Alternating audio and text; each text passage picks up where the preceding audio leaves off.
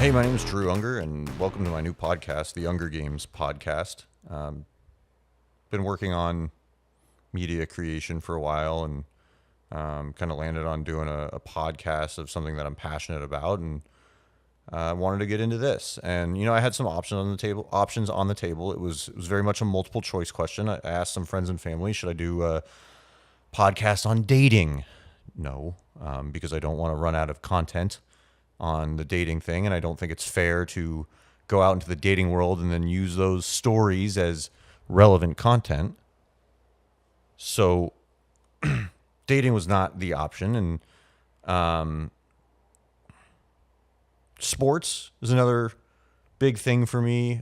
I grew up on a lot of sports. I worked in sports television for a bit, and sports was an option, but I think the sports media market is too much. There's too much going on there. There's too much too many different angles, betting, projections, obscure sports, mainstream sports, European sports, just over international scope of sports. And I love sports, and I will continue to pay attention to sports, but no, I will not be doing a podcast on sports. So I landed on shows and movies. And funny enough, I had a sports talk radio show in college called The Unger Games.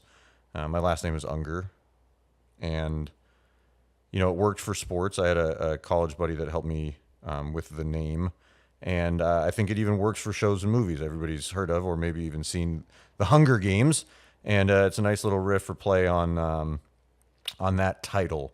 So I wanted to do something fun here. The goal is to rip a lot of solo episodes.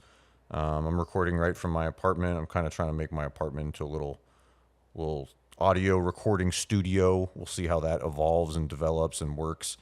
But I'm just sitting on my couch on a Sunday night and pre-recording my first episode. So hopefully you enjoy listening, and I'll get a lot of feedback from friends and family, and hopefully a larger audience. And I've set up an email. It's theungergamespod@gmail.com, theungergamespod@gmail.com.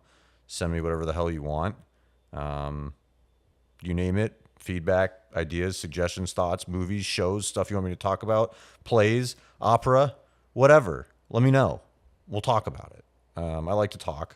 Those who know me know I like to talk about movies and shows a lot. I think one of the reasons I landed on movies and shows is because I find myself in social settings, dinners with friends, at work, talking to a neighbor, or whatever the case may be. And I just eventually find my way to talking about shows or movies. And it's just, even dating, right? Like shows and movies, it's me. And I love talking about shows and movies. And I think movies kind of have defined my life and a lot of my career. And that's another thing I wanted to touch on is I'm not just some movie fan, although I am a movie fan, big movie fan. I'm not just some movie fan. I spent about 13 years in the entertainment industry. I worked in live sports television. I worked in creative marketing for film and show or series advertising, working on movie trailers, TV ads, content creation, supplemental content creation, just all sorts of creative content. And I've worked on everything from Venom and Spider-Man to Rocket Man to Ballers on HBO, and Beautiful Day in the Neighborhood movie with Tom Hanks as Mr. Rogers. I've worked on a lot of different things, a lot of different properties, and I believe personally I have a wealth of knowledge to share.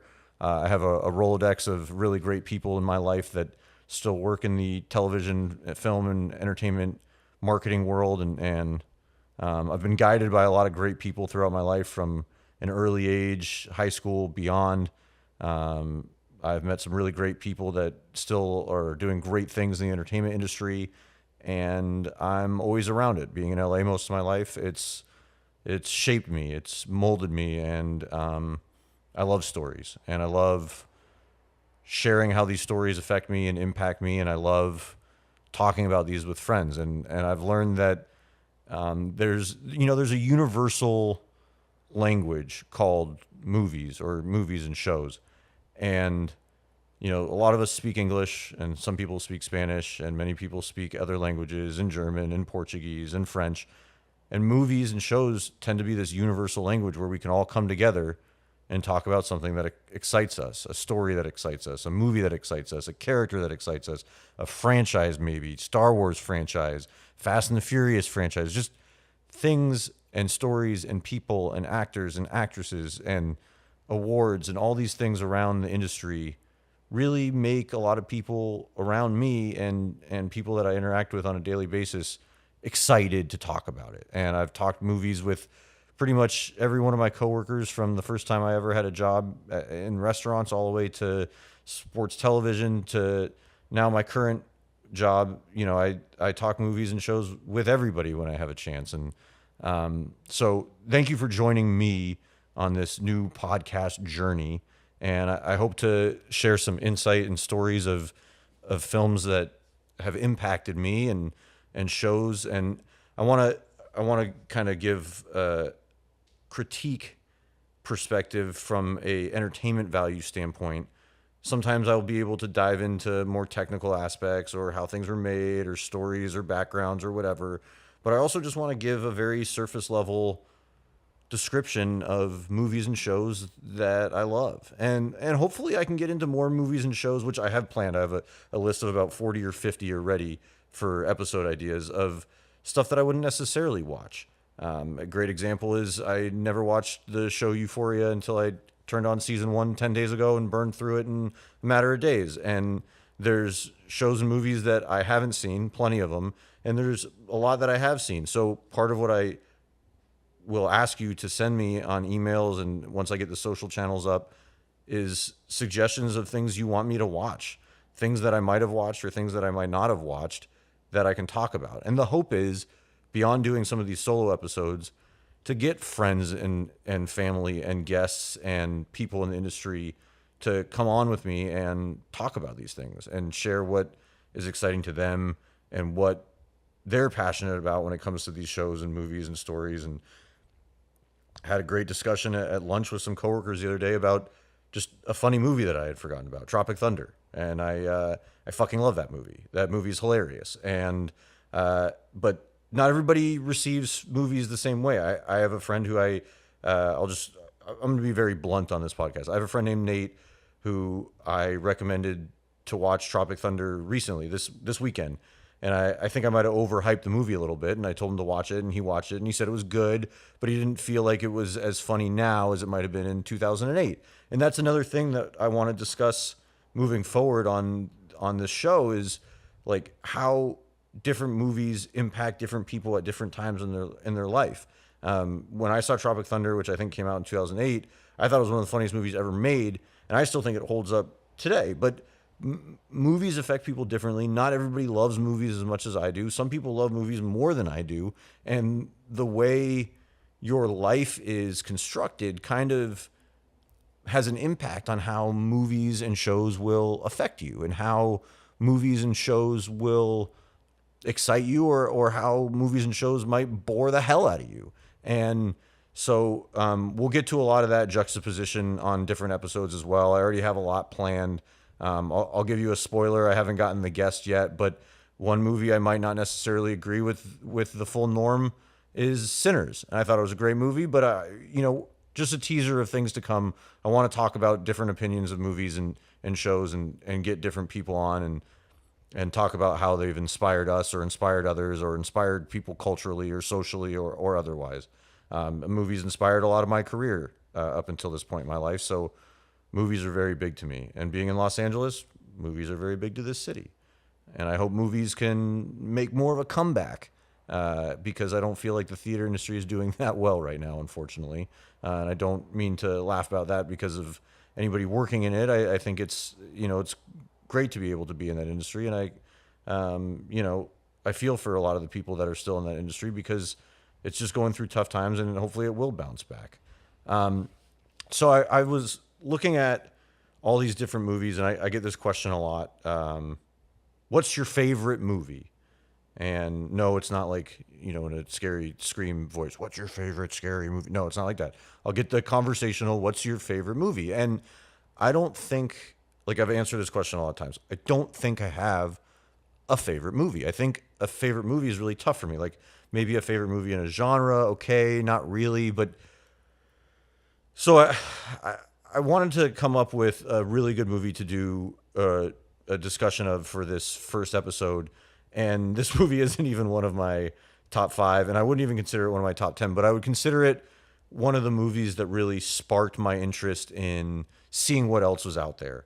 And at a relatively young age, sometime in high school, a buddy of mine back in high school recommended that I watch the movie True Romance. And I'd never heard of True Romance, and I obviously had never seen it because I'd never heard of it. And I was not a Tarantino guy at the time, and had no idea who Quentin Tarantino is or was, and didn't really know who Tony Scott was either. And so I went into this movie pretty blindly, like I try to do. I think one of the most enjoyable things about watching any movie is going in as blindly as you can. Try seeing a movie without a trailer. Try seeing a movie without a summary or a synopsis. Try seeing a movie that you don't know what the genre is or what it's going to be about, and let it like consume you and enjoy that moment or those 90 minutes or 2 hours or 2.5 hours, or nowadays it feels like 2.5 to 3 hours. But like let the movie like wash over you and just feel it and see what you feel, because movies are a very fun, interesting experience, especially if you can do it in theaters. And so True Romance is this movie, and I'm going to spoil a lot of movies on this podcast. You're going to get a lot of deep spoilers, moments from movies.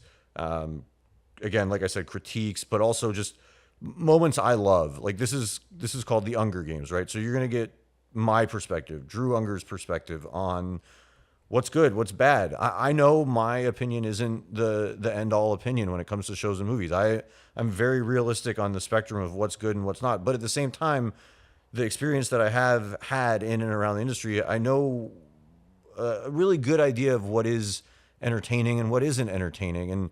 And my perspective on a good movie isn't always going to follow the norm, but I do know what a good movie is and what most people will like, and for the most part, what most people will dislike. And sometimes I'll be alone on that. Sometimes I call it I'll be on an island. Like I said with Sinners, I feel like I'm on an island with that one, but I'll explain that on a later episode. But True Romance is this crazy, crazy movie. And part of the reason I landed on it, I told you I was watching season one of Euphoria recently. And in the Halloween episode, which I think might have been like episode 6, Sydney Sweeney actually dresses up as Alabama Worley.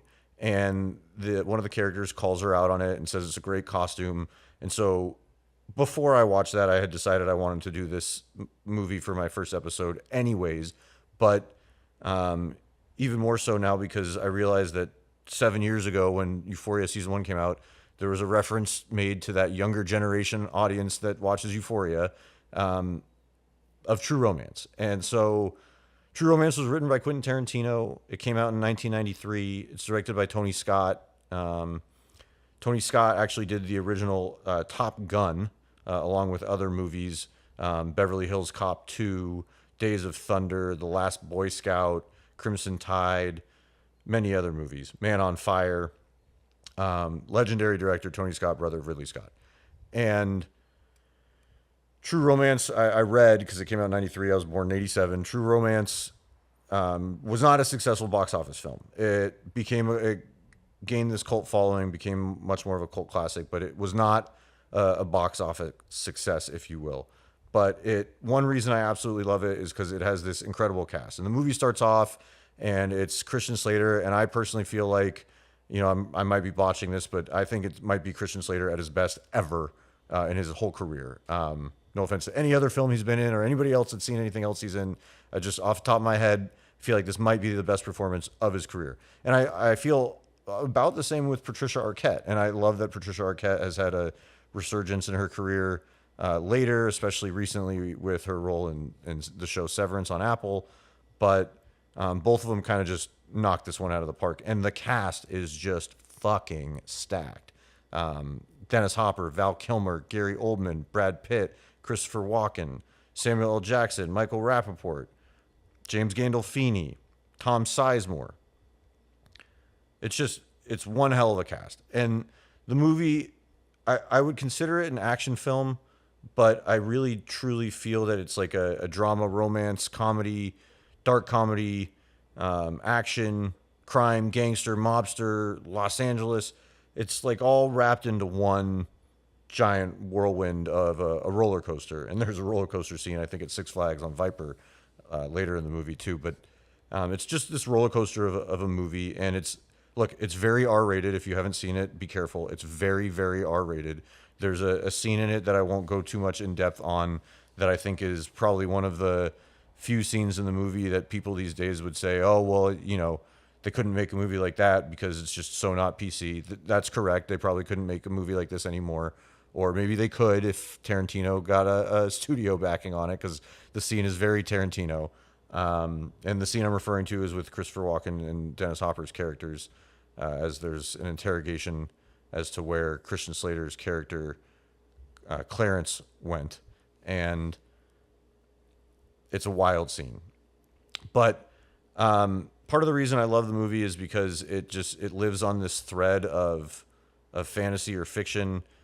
And Alabama meets Clarence early in the movie, and she's a call girl. And she tells Clarence after their night together that she's a call girl and she was hired to see him, and that he was set up by his boss basically for his birthday so somebody could love him.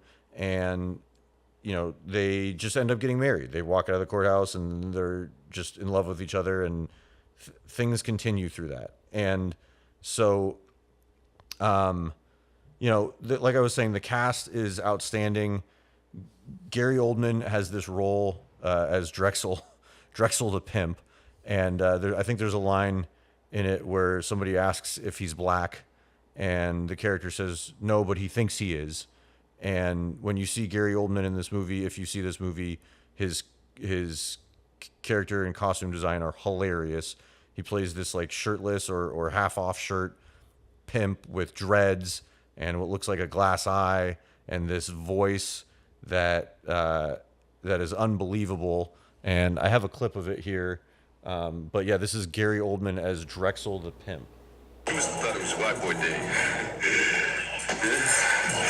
It ain't white boy day, is it? Oh, man, it ain't white boy day. Shit, man, you done fucked up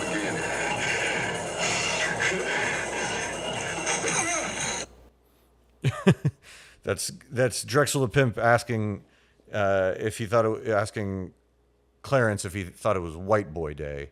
And there's a really great action sequence that takes place early in the movie in Detroit, where Drexel the pimp and Clarence have an altercation. So I think Gary Oldman's gone on to have this Academy Award winning career and is just this prolific actor and has been in so many roles that we all know and love, from the Dark Knight trilogy to you name it. And then Slow Horses is his like latest thing that I love on Apple TV. And Gary Oldman's just an outstanding actor. But one of the first roles I remember him in when I was growing up watching film is Drexel the Pimp. And Drexel the Pimp is just a legendary role for him. And if you haven't seen this movie and you watch the movie, when you get to Drexel the Pimp, which is pretty early in the movie, keep an eye out for Gary Oldman, because it doesn't look like him at all. But the movie starts off with this iconic music and this really like playful music under the opening title and credits. And so it made me look up who the composer was. And of course, it's my favorite composer, Hans Zimmer.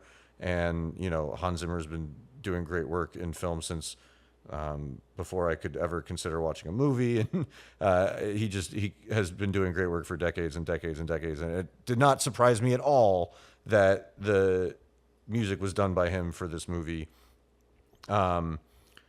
There's some really great lines that set the scene early on, from Alabama talking about romance and what Clarence would say, like that's the way it goes, but don't forget it goes the other way too, referring to romance. And that's the way romance is, but every once in a while it goes the other way too.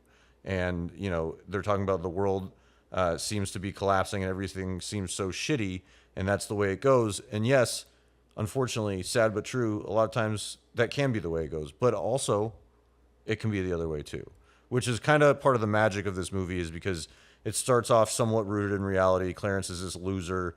Alabama finds a call girl, admits everything's going on. They get married, and then they go on this roller coaster whirlwind of a ride through Detroit and Los Angeles, and just crazy shit happens. So the movie just like continues to stick with this romance theme. No matter what happens to Clarence and Alabama, they get back to like, we love each other so much, we love each other so deeply. It's all about the romance and the love for them, and it kind of keeps the movie connected. Like they're going through all this crazy shit, but they love each other, and the world is collapsing around them, but they love each other. And so they go to Drexel, and something happens with Drexel, and there's drugs involved, and then all of a sudden they need to get themselves to California. And so you get to the scene that I said I wasn't going to jump too far into. And there's a scene about Sicilians with Dennis Hopper and Christopher Walken. And I looked it up on the internet, and it's just crazy. And people do like a count of a word that's put into this scene. And again, this scene would probably not be okay 25 years ago. And I don't really think it was okay when it was done either, but there's some context to it. And I remember when I first watched the movie and I looked up the truth behind the scene, there is some truth to the history of Sicily that is being discussed in the scene, but no, not the word choice that is used. But I went down a rabbit hole of Reddit threads, and a lot of people said, well, it is a very Quentin Tarantino scene. Well, it is. I mean, yes, if you know Quentin Tarantino movies, if you've ever seen Inglourious Basterds or Pulp Fiction or Django Unchained, this scene that I'm referring to is a very, very Quentin Tarantino scene, and that's pretty much all I'm going to say about it. But you can all look it up and figure it out, or watch the movie, or if you've seen the movie, you probably know exactly what I'm talking about. There's other great moments of the movie.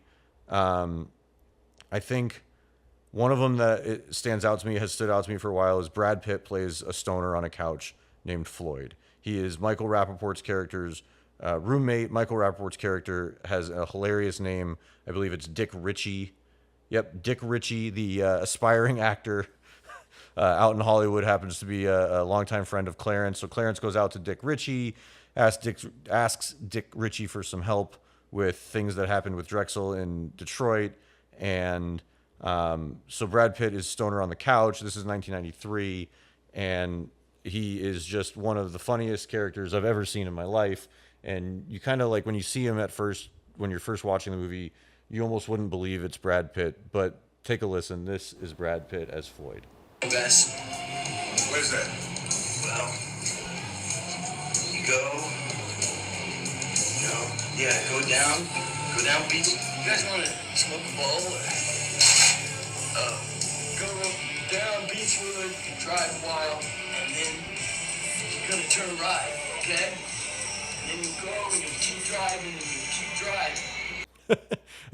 I never get enough of that. He's just trying to give him directions, and then what you hear is they crank the shotgun there. Well, then you keep driving and driving. It's just like, you can't describe the imagery well enough of how great Brad Pitt played this stoner on the couch. And right at the beginning of the scene, he just smoked a bowl, and he's offering to let these mobsters smoke a bowl, and all they're trying to do is find their drugs and find Clarence in Alabama. And Brad Pitt just shares all the information he has with everybody that walks in, because he's just a friendly stoner on the couch, and it's incredible. And anybody that's ever smoked weed can definitely relate to it, because it's absolutely hilarious.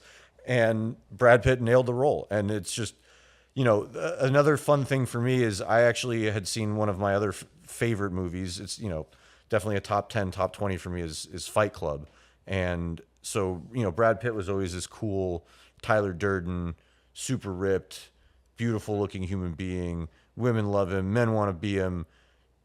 Not when he was Floyd the stoner on the couch, man. That was just, what a role for Brad Pitt.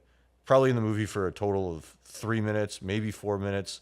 But Brad Pitt as Floyd the stoner is just quite the character. Getting back to some of the rest of the cast, there's this really legendary scene. Well, legendary for me. This is all my opinion, right? The show's called The Hunger Games. Everything's my opinion. when I say something's legendary, I think it's legendary for me. And I think this scene when James Gandolfini's character, I don't even remember his name, he's just one of the mobsters that's trying to collect from Clarence in Alabama. He surprises Alabama back at their motel. I think it's the Safari Inn Motel that Floyd tells him to go to. And Alabama comes in shocked, tries to play it off. Gandolfini's got a shotgun. And eventually they get into this really violent, I'd call it, I make up some of my own terminology, or maybe people have made these words up before and I'm just pulling from them. But one word I like to use a lot is hyper violent. I feel like there's a lot of scenes in this movie, or at least a handful of scenes, that go from 0 to 100 really quickly and then back down to 0. And one of them is this motel scene, which is very hyper violent, very gory, really messed up, because you got this giant big, before he was Tony Soprano, James Gandolfini, fighting Patricia Arquette, who is much smaller than him, and he's throwing her all over the place, throwing her against the wall. There's a part of the fight scene where he throws her through a glass sliding door into a shower bathtub, and the scene continues longer than you think it should, and eventually it gets to this really crazy ending where she grabs the, like the cover on the back of the toilet water, the thick piece of porcelain, and hits his character over the head with it and knocks him out, and then grabs just out of nowhere, grabs a bottle of hairspray and a lighter and just lights his face on fire, which is incredible. And then if that doesn't make him hurt or near dead enough, she grabs a shotgun and gets on top of him and cranks like a couple shotgun rounds right into him. And, suddenly Clarence shows up and the fight scene is kind of over, but it's this really hyper violent scene. And it did a lot for me when I first watched the movie, and it does a lot for me every time I watch the movie, because the way it's filmed is it's so contained in this small area, this small motel room, and Patricia Arquette's doing this amazing job. Alabama's doing this amazing job to try to sell as her character that, like, we don't have the drugs. What are you talking about? I don't know what you're talking about. My husband is this football player and whatever. And so she really like tries to sell Gandolfini's character on, we're not people who you're looking for. We're not the droids you were looking for.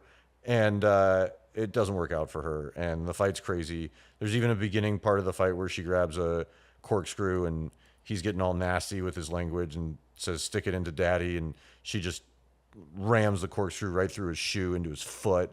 And it's nuts. I mean, crazy scene. A fight scene I usually will not forget, even if I forget how great this movie is. What a scene in a tiny motel.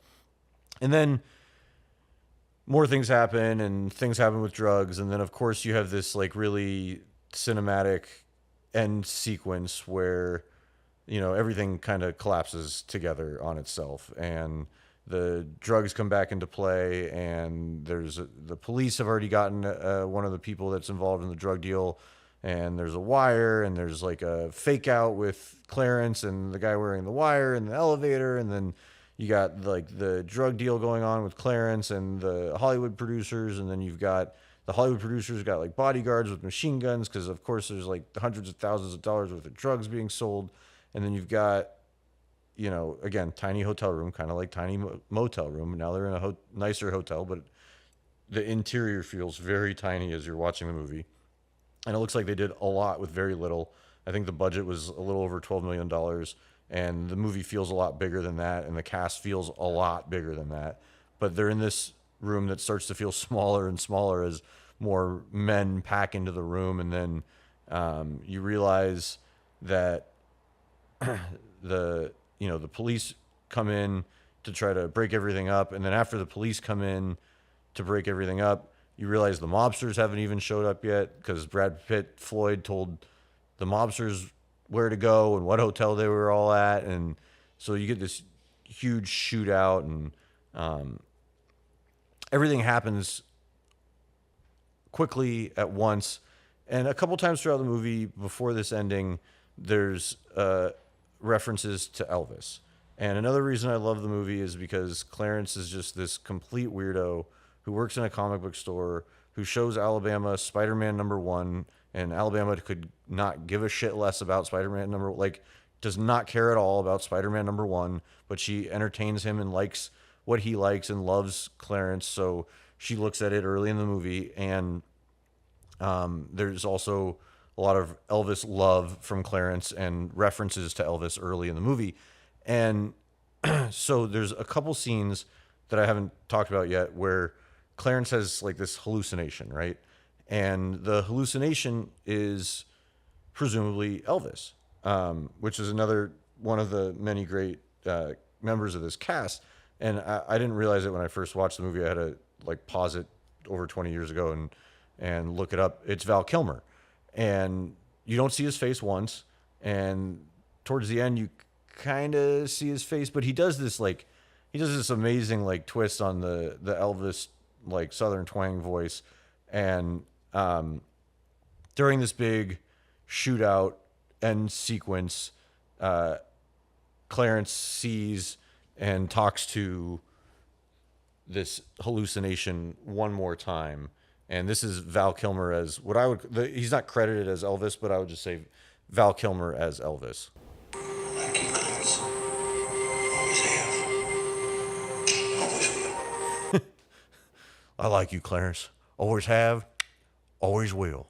And it's just, Clarence draws a lot of inspiration from Elvis, and Elvis is a part of the end of the movie, which is probably 5 to 8 minutes after the clip I just played. But Val Kilmer, in again, kind of like Brad Pitt, only in the movie for about a total of 3 to 5 minutes, but just nails it as Elvis. The voice is on point. The look of him in a costume without showing his face for a few split seconds is super on point. And Clarence draws his inspiration from Elvis throughout the movie too, which is a great kind of nugget of fantasy or fiction that they splash into this love story, if you will. And I always loved the Val Kilmer Elvis. I didn't realize how few scenes there are until I just rewatched the movie today with the Elvis Val Kilmer hallucination or vision or whatever you want to call it. But there's just enough to make you remember how great Val Kilmer was. And I miss, Val Kilmer from the 90s and early 2000s because he played all these crazy over-the-top roles. And I would say Val Kilmer as Elvis is definitely one of them. And there's a line from the movie that really always stuck with me. And again, as I was rewatching it, I did not realize that it was at the very end of the movie. I thought for some reason it was also at the beginning or in the middle or whatever, but you know what? I'm rewatching it and I'm like, shit, Unger, you were wrong. Like the line is at the end of the movie. Alabama has this closing voiceover or dialogue.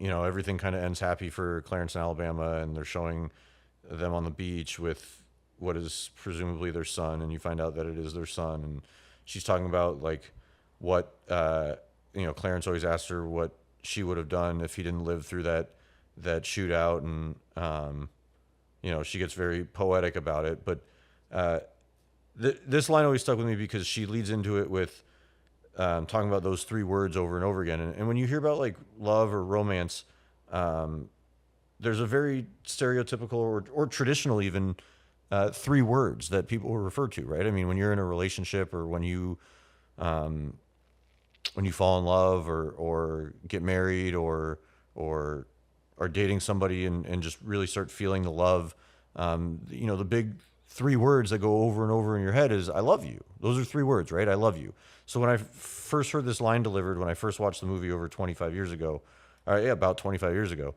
I thought she was setting up for saying I love you when she was talking about Clarence, and Alabama actually says something else, and this is it. 3 words went through my mind endlessly, repeating themselves like a broken record. You're so cool. You're so cool. You're so cool. Those 3 words repeating themselves like a broken record. Not I love you. You're so cool. Which really, I mean, if you want to get technical about it, you're so cool is probably 4 words because it's like you are so cool. But whatever, it's you're so cool. 3 words.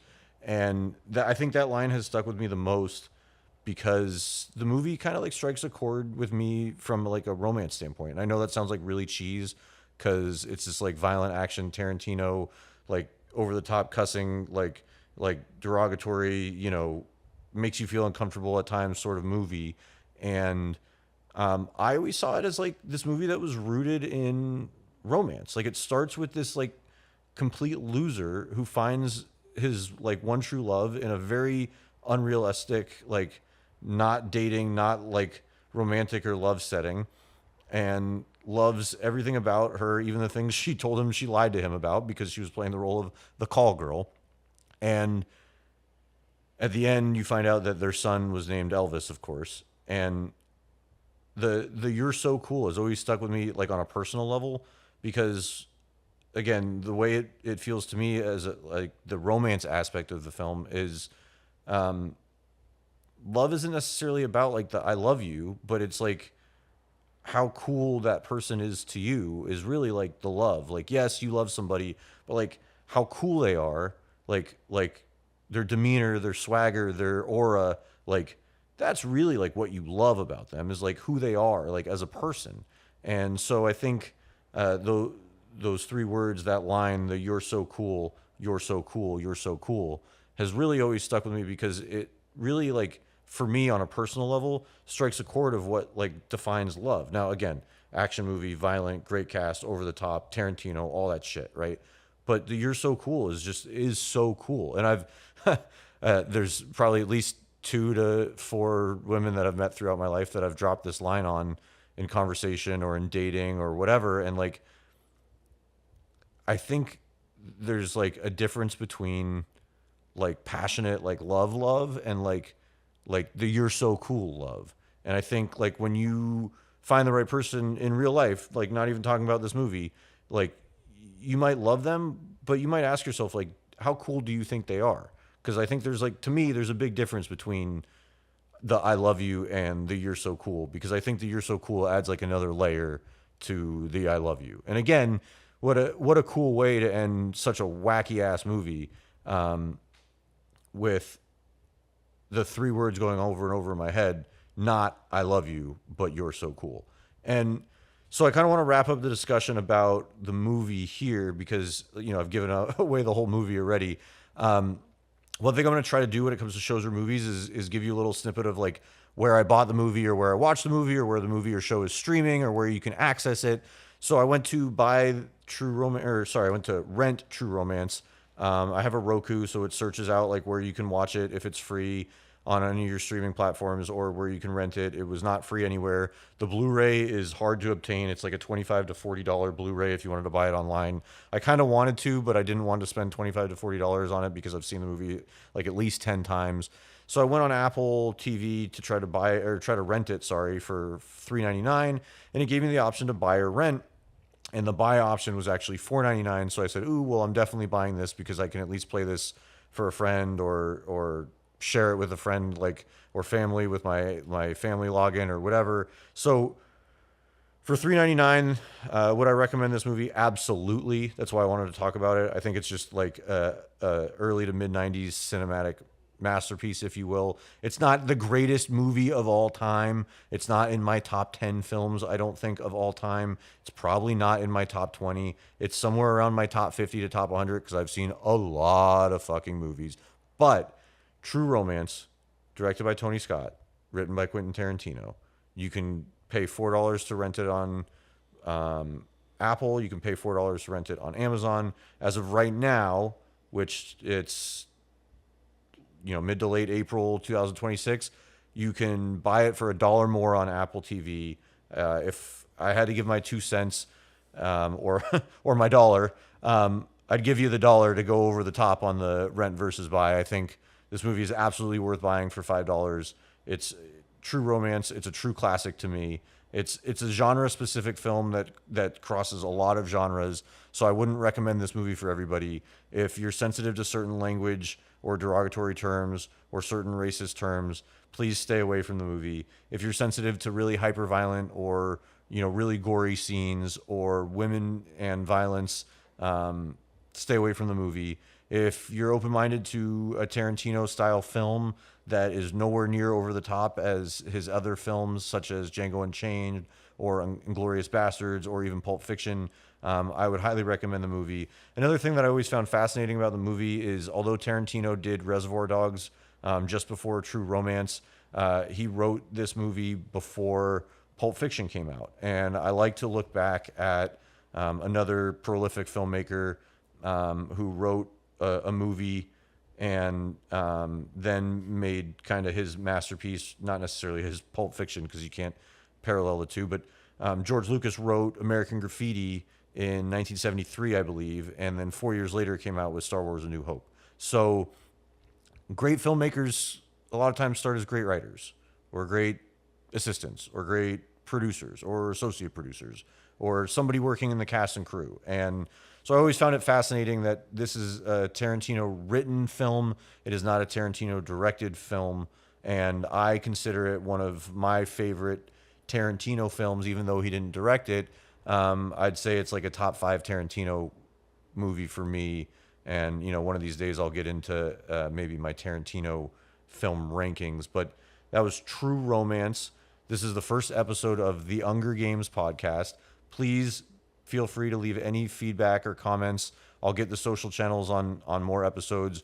We're going to pump out some clips and some top moments from episodes on Instagram and TikTok. I'm looking to start uploading this episode and all other episodes on Spotify, Apple, and I'll get them up on YouTube. So there's a free, easy way for everybody to share and watch. And by watch, I mean listen, because I have no video right now. I'm doing this from my couch, and it is very comfortable in here.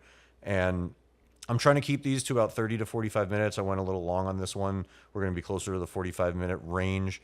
But please, again, the Unger Games pod at gmail.com.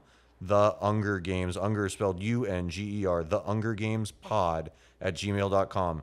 Any feedback, any suggestions, any tips, tricks, anything you want me to talk about, any shows, movies you love that you might think that I've never heard of or that I've never seen or that maybe I have seen but you want me to talk about. If you want to be a guest on the show, please let me know. I'm more than happy to have you come by. You can sit on my couch with me. It's lovely.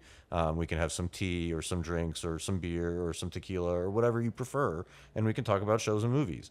I think shows and movies really bridge us in society. It's a social event. I hope movie theater business never dies. I absolutely love going to the movie theater. I went last night. It was fantastic. So I wanted to thank you all again for taking a chance on listening to this. And you're going to get a lot more episodes from me, whether you like it or not. But I really hope to hell that you like it. And thank you again for listening. This was the first episode of the Unger Games podcast.